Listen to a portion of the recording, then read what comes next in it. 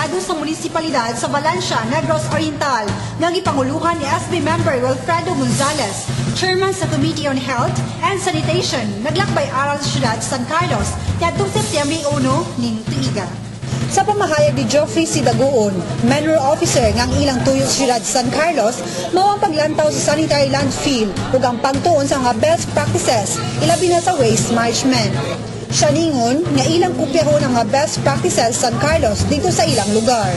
Now our purpose of coming here is to say your sanitary landfill so that we might be able to get something to have it applied also in our landfill. Dugang panidaguon nga sa ilang lugar, ilan na usab gipatuman ang RA 9003 pinaagi sa paglain-lain sa mga basura nga malata ug dili malata sa matag barangay. Si Michelle Dumdum sa Solid Waste Management morning pasabot sa mga bisita ginamit ang PowerPoint presentation kung giunsa sa syudad ang pamaagi sa waste management ug giunsa usab sa pagtukod og sanitary landfill. Human sa mga presentation, ang mga bisita gidalang adto sa Eco Center dito sa Sitio Mabuni, Barangay Guadalupe, aron ilang aktual nga makitaan ang nasampit nga proyekto.